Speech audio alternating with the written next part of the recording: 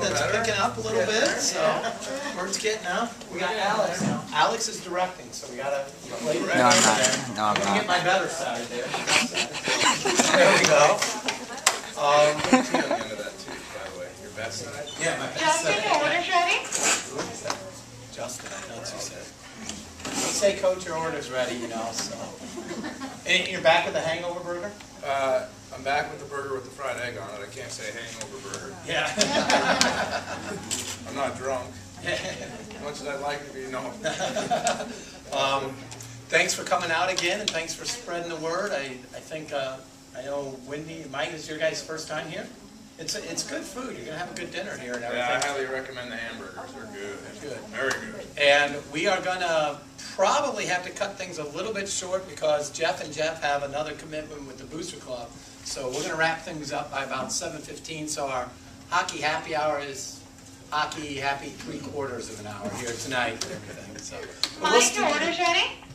we'll still do the same format. And a little bit later, Jeff Grant will be here, so you guys can visit and talk with him. And you know, a couple weeks ago we heard about him and Rob Campbell and their rivalry growing up. So now we're going to get, as Jeff said, oh, now I get to tell my side of the story. So we'll have a good time with him.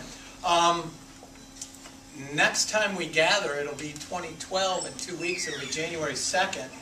And then we're going to have 5 games will have been played. The Surge have only had 3 games in the last 2 weeks. And what's that do? You had that heavy schedule in November, and now you're on a, right now, before you hit another real heavy part of the schedule, you're in kind of a light mode. Is that a good thing or a bad thing at this time of year? Well, it's kind of both. Obviously, we haven't had any ice to practice, to be honest with you, since the November 29th. They've been doing shows in the arena, so we haven't had any ice to practice. Today's been our first real practice since November 29th, and you know, it's tough not to practice and just we did spin class, we did workouts, we did everything we could to keep the shape up and keep it, but you can't. There's nothing that simulates skating other than skating, and so today the guys worked real hard. It's been a bit of a your order's struggle. ready? It's been a bit of a struggle not having ice, so you know, maybe not playing as many games right now is kind of unfortunate for us in that regard. And then on the flip side of it, if the more games we were playing, we would be getting ice, but we'd have to be on the road as well. So we're going to hit a big stretch here after Christmas. We got 8 games in 13 days, so we're going to be hitting it real hard. So we need to be prepared. We got 1 game coming up this week, Friday. Our goal is to win Friday's game to get to 500, and then to start building from there in the next 36 games of the season. I was going to say, you talk about something I was like never that good at math. that. We played 19 and we want to be 20, 36 games left after Friday. 36 games left after Friday. You finished that 5-game road trip with 2 games, 1 in Pensacola and 1 in Columbus. Pensacola was just a flat night, a 7-3 loss. Well, what happened was we didn't have ice all week. Obviously, we beat Pensacola twice in our building. They were geared up to play against us. We actually, the Thursday, we had to drive to Pensacola, so we drove 2 hours, practiced for 45 minutes, and drove 2 hours back. You know, and that's a long day for the guys. It's what we had to do to get a little bit of ice time before the game. We did come out flat, and on the flip side, Pensacola came out raring and ready to go. They made 4 changes in their roster. They have guys sitting there looking to gain a roster spot, to show what they have, and I knew they were going to come out flying. You know, we made it close, actually. It was a 5-3 at one point, and we had a power play, and if we actually scored a goal in that power play, we would have probably, you know, taken the game over. Unfortunately, what happened was we had a giveaway, and they scored a goal to make it 6-3, and then another giveaway to make it 7-3. The wheels kind of fell off the bus, so to speak. It wasn't the goaltending's fault at all, actually. He played phenomenal. He had 44 shots against him. The score could have been much worse than actually what it was. So we went into Columbus the next night, and you know, we played decent. We gave ourselves an opportunity to win, but again, we took some untimely penalties and a couple giveaways and a couple mistakes that cost us the game. That's what happened. Yeah, you talk about, and folks, as you guys know, anytime you have a question of your own, just raise your hand for Jeff, and we'll get to that. But it seems like the lack of ice would really show up in things. Yeah, just sit down there. In things like the penalty kill. Yes, you can try to keep your conditioning up, but it seems like that would be an area that. Well, obviously, when you don't have ice, it's hard to correct the mistakes. You can watch it on video, you can explain it to the guys, you can do whatever you need to do, but you actually got to go out onto the ice, you got to work on the mistakes, and you got to correct them, and you got to change them. And you got to show them on the ice what can be done and what should be done, as opposed to, just as much in an aspect on the video or aspect on the chalkboard. So that hurt us a little bit, for sure.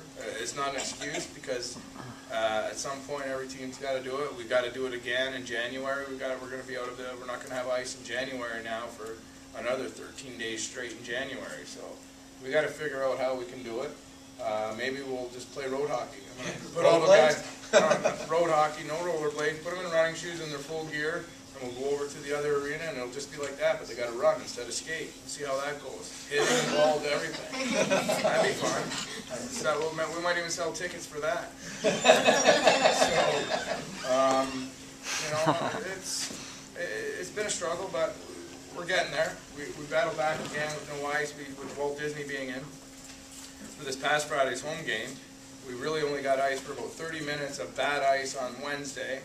We luckily and fortunately got an hour of ice on Thursday to practice, but we couldn't skate behind the nets. We couldn't go on close to the boards because the ice was so thin. So we got that, and then they put the floor back on for the concert Friday, and got a 20-minute skate Saturday morning before the game. So we're getting there. As I said today, we had our first full practice, and the intensity of the practice was up. The guys came, they worked hard, they did what we needed to do, and we'll keep building through the week so we're ready to go for Friday. Yeah. Before we get into the details of Saturday's game, thoughts on the teddy bear toss? Awesome. Yeah. Awesome. I've been in a lot of places, in Laredo the last 8 years, and I tell you what, the teddy bear toss, that's probably the most teddy bears I've seen. And we've been in other rinks in the Central Hockey League, we've been in other rinks in even the East Coast League back in the day, that I think there was over 1,200 teddy bears collected for the teddy bear toss, and I think that's just phenomenal. Yeah.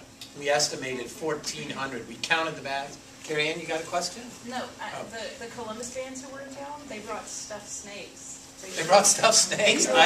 They're in a bag somewhere. They may be under some kid's angel tree or something right now. But I mean, that's neat. That kind of says a lot about the fans in this league, that everybody realizes those kinds of things are for a good cause.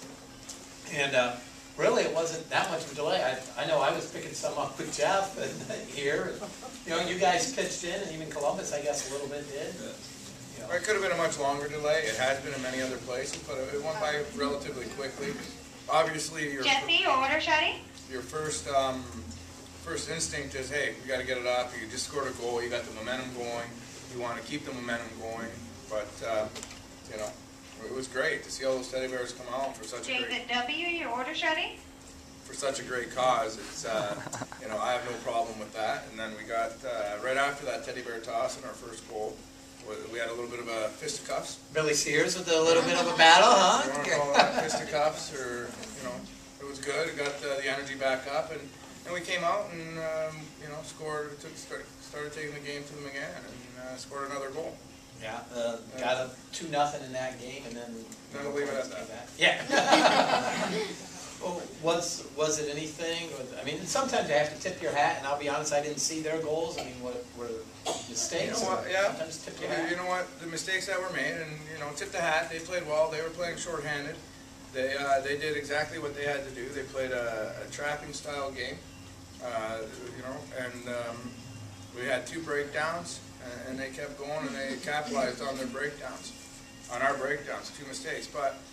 You also got to think about it in essence too, is that we haven't had ice, we haven't had the repetitions that you'd get every day in practice, and that's the key. It's hard enough to teach the players, and for the players to remember, no offense Jeff, but the players to remember, because we do a lot of systems, and we do a lot of different systems.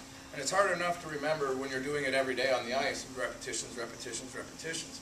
And when you don't have those repetitions and you don't have that battle factor, so to speak, you know, at the end of the game, the last 4 minutes of the game, they capitalized on 2 mistakes and scored 2 goals to tie it up.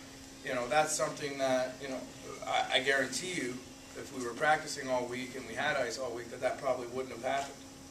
You know? Well, what do you say to the team if you've come from behind, you've tied it and forced overtime, or if, you know, you've lost the lead going into overtime? What do you say to the team on the bench there? Is there any difference? Or you say that we're winning this game. We're going out there, we're winning this game. And that's our focus. That was our goal. Everybody was ready to go. You know, and it's just, like I said, it was a mental block, a little bit of a unlucky break that happened. A guy fell down trying to make a play, and then a guy fell down on the far side and couldn't get back in time with his man beat him back up the ice. And that happens when it's 3-on-3, you know, and mistakes are going to happen. We understand that, and mistakes we can correct. Effort, you know, effort's always going to be there. I've always said my guys work hard, you know, and it's just one of those times. Sometimes you're going to win games and get 2 points when you probably shouldn't, and sometimes you're going to lose games and get maybe 1 point if you lose in overtime or shootout, and sometimes you're going to lose games and get no points that you probably should win. And you know, that was the Saturday night's game was one of the games we probably should have won, and we didn't. But I can tell you, there's been a game or 2 this year that we've won that we probably shouldn't have. So, in all, it's going to our focus now is Friday night against Huntsville. You know, we put that behind us. We're here for the week, and everybody was on board today at practice. That we're going out there. We're going to work as hard as we can to prepare ourselves for Huntsville Friday night, and to get a win and get us back to 500. your burger's getting cold, so we're going to talk to Jeff for a little bit. Let you dig in. And again, if you have any questions for Jeff at any point that something comes up, or as we're visiting with Jeff, and before we talk with Jeff, I want to introduce Andy Mccall. Andy's over here. Andy's recently joined our front office staff. He comes from a wide background of hockey experience in the front office, originally from Thunder Bay, Ontario, which is a big hockey hotbed, both at this level, junior hockey. There's been some top flight NHL players. One of the very famous Detroit Red Wings player named Alex Del Vecchio, longtime teammate of Gordie Howe. You can look him up, Del Vecchio. He's from Thunder Bay. There was a player who had a great college career and then was in the NHL for a little while. Tony Herkis is from Thunder Bay.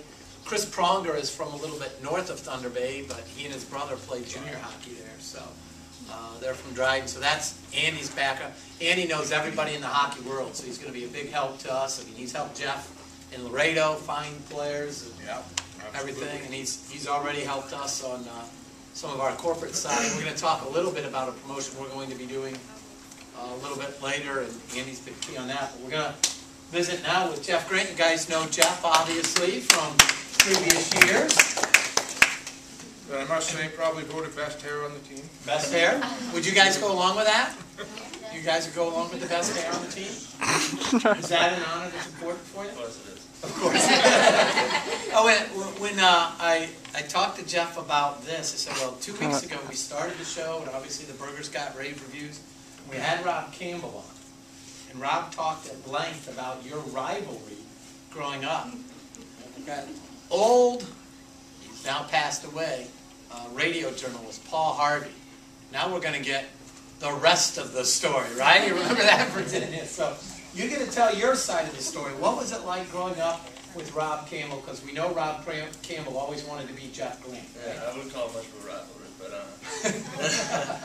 no, of course, you know, hockey's big back home up in the Boston area, so we saw a lot of each other growing up, you know, when you're young, going through school.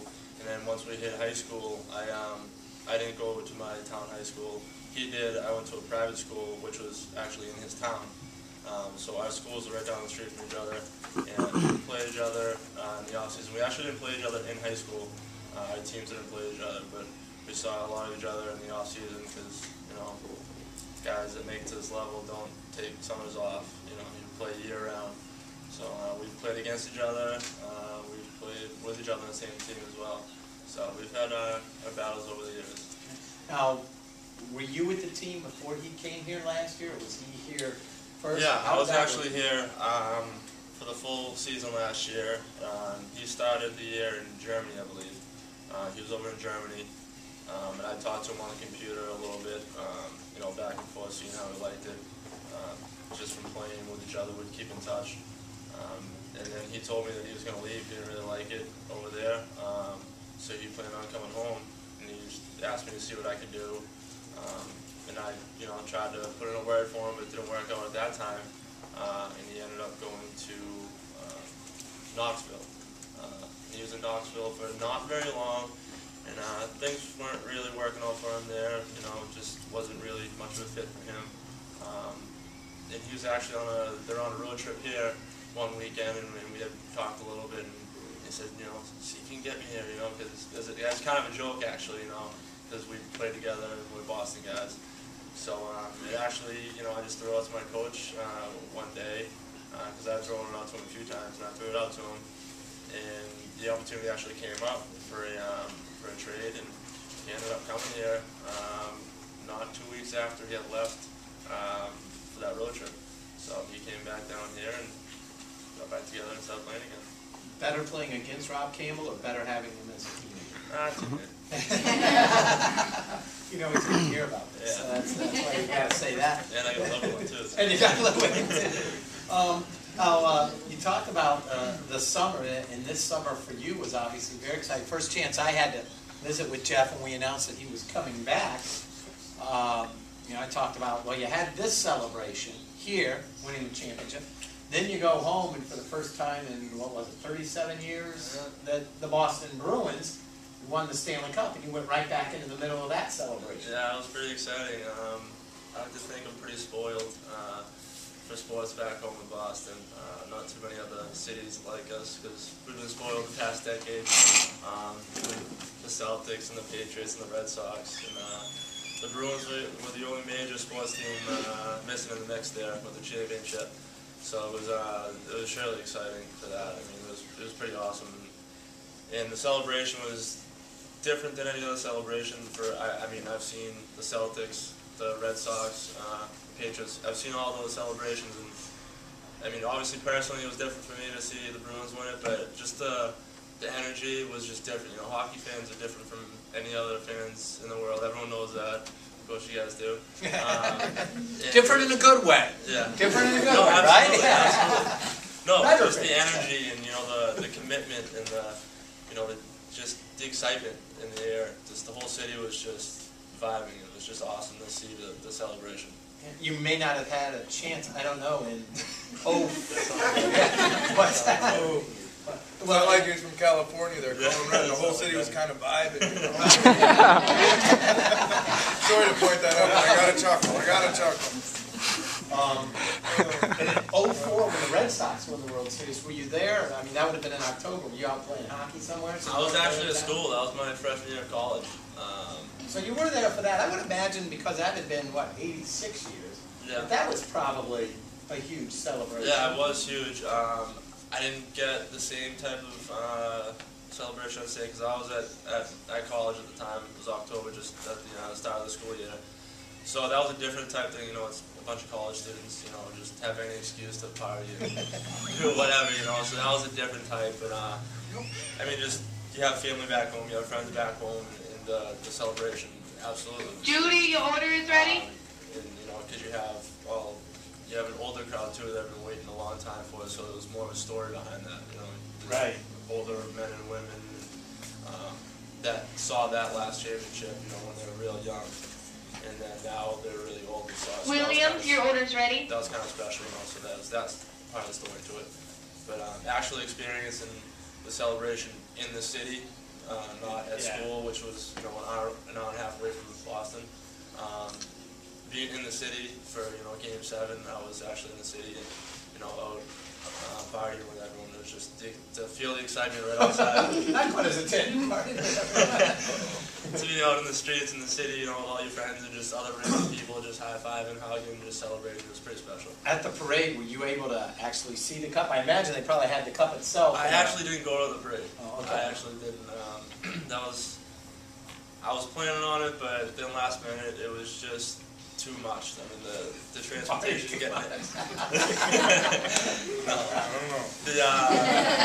it was it would have been a nightmare to get into the city. I mean, the trains they shut down the trains early because they were just too crowded, and just getting in the city was just a mess. So. And Jeff talks about being spoiled, being in the Boston area, and I want to say it was in the last Celtics championship. And there was a picture of a kid, like 9 years old. He was holding a sign, and it's a pretty famous sign out. 9 years old, 6th parade, or something like that. Through the Patriots, the Red Sox, and the Celtics. This kid was 9 years old, and he'd already been to 6 championship different celebrations and parades. So it has been a good stretch there. When did you start playing hockey? I mean, did you start when you were yay big? Or? I get that question all the time, and to tell you the truth, I can't remember because I was so young. You know, because I pretty much when I started walking, I started skating. As I say, if you get the question all the time, you should know the I answer. know. I told my mom. No, it's funny because I have an older brother who's 6 years older than me, and he actually started pretty late. He was, I want to say he was like 12 years old when he started. So we kind of just started at the same time. So I kind of got the better end of the deal because I got to start when I was younger. So I'd say 6 years old probably. Okay. Again, if anybody has any questions for Jeff about the team, yeah, Mike, go ahead. Do you have any kind of rivalry with the Michigan guys? You got a core group of Michigan guys in there. Not really, to tell you the truth, because it's kind of funny because playing pro, it's more Americans versus the Canadians, more so. You know, so we tend to stick together. So we don't like to break it up that much. So it's more so we take all the guys we can. Hey, send your order. Well, now, is that, this seems about 50-50, Yeah. roughly, isn't it? Yeah. This is Americans, actually Canadians. the most Americans I've had on a team, I think, ever playing pro. So is that good-natured in the room? I mean, Yeah. obviously as a coach, you don't want it to get out of hand, but... Yeah, Canadians still rule. Yeah. As he brings out his gold medal from Team Canada. Yeah, by the way. No, it is good natured. It's a lot of fun. And we do shootout drills. It's, you know, generally you do East versus West, but because it's split with Americans and Canadians, that's what we're doing. Canadians Susie, your Americans. order's ready? It's fun. There's always a good natured ribbing and the jokes about it. And I'm sure coming up now over Christmas holidays here with the World Junior Championships, you know, that's a big rivalry with the Americans and the Canadians, with the Canadians losing last year to the Americans. So I'm sure we might be here and watching the game. You never know. We're going to find a place probably, if we were available, to watch the gold medal game, as it's being hosted in Canada, and Canada hopefully will, you know, regain gold again. But there's good nature. Right. We'll talk about that tournament a little bit in our next gathering in 2 weeks. That'll be January 2nd. We'll be here. I don't know when the gold medal game is. It's usually around the 3rd or 4th or so. Yeah, in that time frame. January. So, and that is, I mean, that's, you know, in terms of the hockey world, probably the biggest tournament other than the Stanley Cup. I don't know about Memorial Cup. Well, No, this is the biggest one because it's, you know, all the top countries. It's all the top draft age prospects, or the prospects that have been drafted. So the best under 20 players, under 20 years old, generally play at that time for their team or their country. every NHL team will have all of its amateur scouts there. All the European teams, pro teams, will have their amateur scouts there. And I mean, we talked about it. You played in the World Junior Tournament. You had some great players on your team, but you even played against some great players. Oh, absolutely, yeah. The guys that are now probably will be in the Hall of Fame. Peter Forsberg, Marcus Naslund from Sweden, you know, Victor Kozlov from Russia, Darius Kasparaitis. I don't know, you might know some of these, but some big names, that's for sure. Yeah, exactly. Jeff, what's it been like? Obviously, you had a transition with a different coach this year, but the team obviously came together, seemed like very quickly. And, you know, you're right at the 500 level, just got a chance to get back to 500 on Friday, and it seems like the team has, you know, I guess adjusted or gelled, right? Yeah, definitely. We have a rather young team this year. But the guys definitely came together from the start. We had a good group of guys that came in. You know, we only had a few returning guys, so you never know what you're going to get, you know. Of course, you hope for the best and whatnot, but the guys came together pretty easily. It was a pretty seamless transition. Obviously, Coach helped out with that. Susie, your order's ready. Yeah, I'd say it's been a pretty easy transition, and you know, it's a good group of guys. As one of those returning players, you probably, you know, I'm guessing Jeff maybe expected you to become some kind of a leader and everything. Were you ready for that? Say, hey. Yeah, absolutely. That was actually one of our discussions in the off season. I had an opportunity to play somewhere else at the higher level, and you know, just be another guy on the team. You know, and rather than do that, I wanted to come back and be, you know, a go-to guy, a leader on the team, and you know, and go for another championship. And that's where my head was at from the start, from the off season. Once I knew that he was coming here, and I wanted to come back here. So absolutely, I wanted to be a leader, and I always have been. High school, college, I've always been a captain and a leader. So it was definitely a learning. It's been, still is a learning process. Being a leader at this level, I've been kind of learning as I go and whatnot. But it's been a good experience, and there's much more to learn. And I've had good help from other guys on the team, but yeah, it's been good. What's been the hardest or most challenging part of that role? Definitely the balancing of you know, being there for the players. You know, being just one of the guys, you know, you can talk to and whatnot, but also looking out for the best interest. You know, if things aren't going well, someone has to be, you know, the voice of reason, or you know, has to tell the guys, you know, what they're doing wrong or whatnot. So definitely the balance of, you know, being that the voice to tell the guys when they need to do things. You know, instead of the strict leader, but also to have the respect of the players, because you need that to be a good leader. You need to have the respect of the players. That's all it comes down to. You know, it's not all about being there for coach and doing all the things that coach says. It's not a good leader. You need someone that the players trust and you know, can lean on. So that's been the toughest part, I'd say. Okay, and obviously you've adapted and taken to it well. I mean, Yeah, Jeff's being a little modest here. He holds guys accountable through his work ethic, and that's the epitome of a leader. He goes out every day, and you might not see it right now on the score sheet. He's still getting assists and setting plays up, and you know, he broke the goose egg with his first goal in Columbus, and there's more to come. But what he does goes far and beyond, and if you really watch the game or you're a student of the game, you'll notice it. He does all the little plays. He makes sure the puck gets out. He hits guys, finishes his checks. He doesn't take a shift off. He blocks shots. He battles. Laura, your order's And ready. that's what a leader is. The guy to go out there and to do all the little things, to stand in front of the net, to take the slashes in the back of the leg or the cross checks. He might not get the glory with a goal or an assist, but everybody on the team knows that he was the one who created that opportunity and that goal. And you know, he's come a long way. He's got, you know, and like everybody, we're all here learning together. And he's certainly going to, you know, he's going to be, he's got the makings of a great captain someday. And we're all taking steps, and we're all trying to learn together.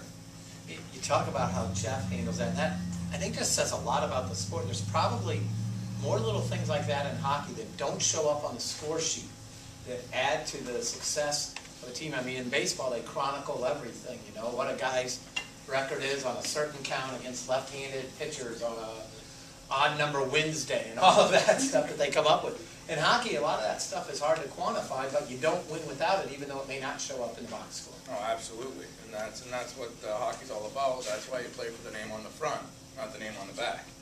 And you know, no one's bigger than the team, and no one's bigger than the game. And you know, that's the greatest thing about hockey.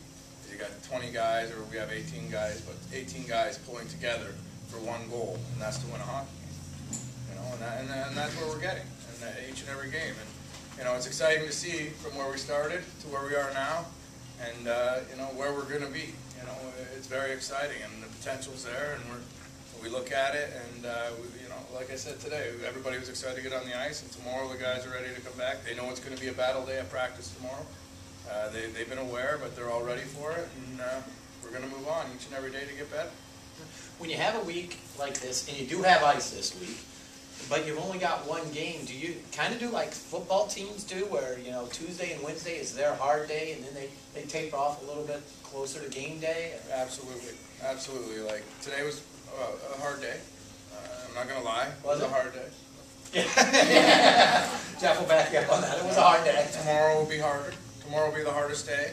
Wednesday we'll do more systematic stuff, getting back to systems. Thursday we want to be, you know, hitting everything at top notch, high speed, high tempo, ready to go.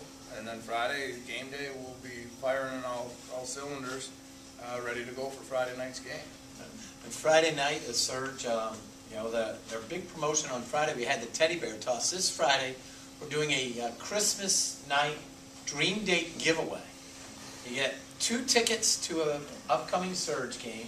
You're going to come to that game in a limousine provided by Golden Gulf Limo. They're going to give you 5 hours of limo service. They can take you to and from Treasure Bay.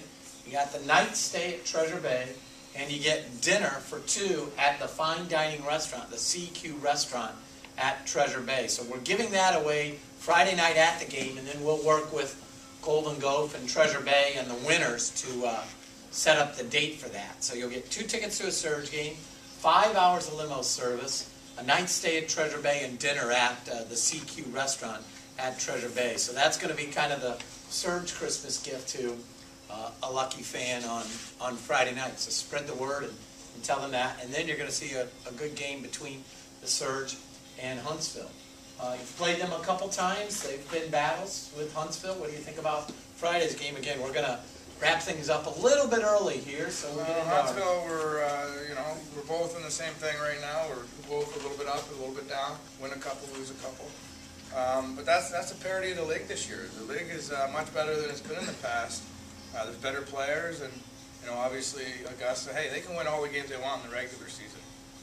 We don't worry about that. We worry about winning the last game of the season, and if you do that, you've got a pretty successful year, if you ask me. And the rest of us, everybody's coming down, and we're going to catch them, and there's a lot of parity. We stack up pretty good. We're working on it, and Jeff has talked about this, and so have the other players, and so have I. We've got to be a lot more physical. As a team, we've got to be a lot more physical. When we are physical, we seem to dominate and take the game over. Create turnovers, get more scoring opportunities. So we need to do that, be stronger in our defensive zone, and then that's what we're working on this week. And our battle levels and our intensity level in the ugly zones. And what I mean by that, the ugly zones is, along the boards, making sure you get the puck, making sure you take the hit to make a play, getting the puck out of our zone, getting the puck into their zone, and in front of the net, in front of the net. There's loose pucks all the time in front of the net. And you got to go in there with authority, and you got to be able to battle and get those loose pucks to get a scoring opportunity. And that's stuff we're going to be working on all week. So if we do that, we're going to give ourselves a great chance to win on Friday night. And that's the kind of stuff, from what you were saying earlier, that Jeff excels in. Do you take offense to the fact that you excel in the ugly zone? I don't have to think about that. Just do whatever I can. Yeah. You talked about trying to maybe up the level of the physical play of the team. You've brought in a couple of guys, Matt Kanunen, and the other night, Nicholas Petriello, I think is how it's pronounced, Petriello or something like that. Matt played last year 52 games for Columbus, so he knows this league. What do you expect from him? I expect from him solid, hard-nosed hockey, solid defensively, get the puck in, chip it in, make the smart plays, take the body, and stick up for his teammates. He's, I don't know if you all remember, he had an epic battle with Chris Chambers last year that both of them tumbled to the ice with. So I was going to say, it's on you guys remember it? I mean, it's on YouTube. Yeah, Virginia's not in there. Oh yeah, I remember that. So that was, he's a guy who's going to up our gritty level. He's a guy who's going to make other guys on the team that much stronger. And he's played in the league and he scored some goals. He's going to chip in goals here and there, and he knows what it's all about. So I'm real excited about having the opportunity to get him down here and playing for the Surge. Nick Petriello, he's a little bit out of shape right now, so we're working on that. The guy's been, he started the season in Louisiana with the Ice Gators, and obviously they were stacked at the time with offensive forwards. So he was let go, so we went back to Canada, and he was sitting at home, and with the untimely departure of Adam Krug to go play in Europe, I was looking for someone that was creative, had the ability to set up plays and maybe fill his spot. And Nick we've been corresponding via email and telephone calls, so brought him in, and he had a good first game. He played on a lot of adrenaline and emotion, had 2 assists. Looking for big things from him. He sees the ice very well, has excellent vision, and is a very good passer. Something like that can feed the puck to a mark for Steve Litwin, that our big goal scorer with the big shot. So they seem to work well together, and hopefully that continues. He had 2 assists in his first game out, Yeah. so obviously he did put something on the score sheet. You mentioned Adam Krug. He had made a decision to move on, and he's playing over in Europe. Brent Clark also is now on loan to a team in the Central Hockey League. And have you heard about how he's doing and about how Chris Chambers is doing? Chris Chambers is doing very well, buying into the system up there and helping out Bloomington. Bloomington won a couple games in a row, and he was being a big factor in that. And it's great to see how guys can start here and go up to the next level and contribute. And that's what we're all about. Brent Clark is actually in the East Coast Hockey League. Oh, that's right. Yeah. He started and he went up to Cincinnati. Excuse me, and then played a game with Cincinnati, and then moved on because for some reason this year there seems to be a shortage of players. And he moved on to Kalamazoo, and he's played 1 game with Kalamazoo, 2 games with Kalamazoo so far, and has 1 assist. Doing real well, and that's also very good to see, And obviously, I wish them the best and hope they keep succeeding at that level. But we will certainly welcome them back with open arms if it doesn't work out for them. Yeah, so my apologies to Brent. He is with Kalamazoo in the ECHL. We talked about one big promotion that the Surge will have coming up, and it's down the road a little bit, but it's January 13th, and we want you all to start thinking about it. And Andy's been instrumental in putting this together, and may have him even address it a little bit. I know it's just now coming together, so I may not have all the details here, but we're calling it Paws for Pets, or Paws and Pets. Pucks for paws. Pucks for Paws. Not even Pucks for close. Paws, not even close. I had paws in there. Pucks for Paws. And you've all probably heard about the difficulty, the fire at the Humane Society. So we're going to try to help them, and they're trying to help us. They are selling tickets for our game at the Humane Society, and they're getting $5 for every ticket they sell. And then we're also promoting it by saying anybody who calls in and orders a ticket and just uses the code PETS, they can do it online with a special code. If they call in and say, hey, I want the PETS discount through the Humane Society, just mention that, so spread the word. We're going to donate $5 from that ticket to the Humane Society to help their cause. And last week, Sean Skelly, Rob Campbell, and Adam Stewart, I know, went to the Humane Society, right, Andy? Yep. Were there other players? I know we've got a great No, picture of them. Those 3 boys went down there, and they took a tour of the facility, and they showed them around where where the fire was and all that, and they had a good time, and the Humane Society was real excited to have them down there, and the boys had fun with the dogs, and they were just pretty much overwhelmed with the support that the community's shown the Humane Society with all the dogs that have been adopted just in the last 2 weeks since the fire, and it's a great cause, and I think it'll be a lot of fun to partner up with those folks and help them out. Yeah. Pucks and Paws, right? Pucks for paws. Pucks for Paws. So keep that in. I'll send you an email on that, right? Yeah. But we're going to get that picture of Rob and Adam and Sean up on our website tonight, and we're going to announce this program tonight. And I do have the information written down, so we'll get the name right. Pucks for Paws in our release. It'll be up on the website. But that's something too that the Surge this year, and these guys have spent already countless hours in schools. The way they chipped in and helped in with the teddy bears are going to go to the hospitals a little bit later this week. Salvation Army, Backview Bay, the Gulfport Police Department, they've already gotten a lot of their bears. They just took them that night as they helped us collect them. But the hospitals, the players are going to take those directly to the kids that are in the hospital. You have a question, Virginia? I was just going to say that you said that for Gulfport Police Department, or Biloxi too, but Right. I know last year they was for the police department. Right, and they've gotten a lot of the bears. They use them when they have to go out on a call where there's a young child who's obviously upset and in a very high stressful situation. That helps them tremendously. And these guys have been great with helping out on that. So the Pucks for Paws just fits right in with the Surge goal and the mission to help out in the community. And it helps too, because my daughter and I were going down the road, and I had my little granddaughter. She's 6 now, but she was 5, and we got pulled over because she didn't have a tail light. And Madison just went all to pieces because she thought they were going to take us all to jail. And I looked right there and gave her and calmed her down. So I know it is very, very helpful. So now the question is, do you have the taillight fixed? Not me. Oh, other daughter. Okay. Boy, you were just so shamed there. I figured it We was. had to get it fixed and take it down and show them, and they, the ticket was. Now, does Madison still have the bear? Yes. Yeah, there you go. So see, I mean, that's the kind of things. And who knows, that might have been a bear that was donated from last year's teddy bear toss. Right. So there's 1,400, an estimated 1,400 examples of doing good through the bear toss here.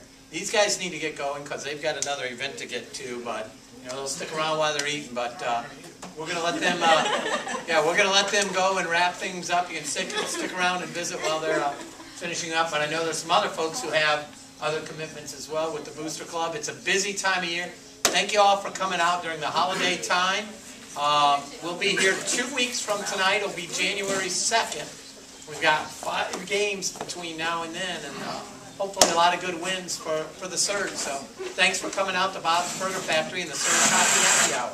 Thank you, Jeff. Thank you.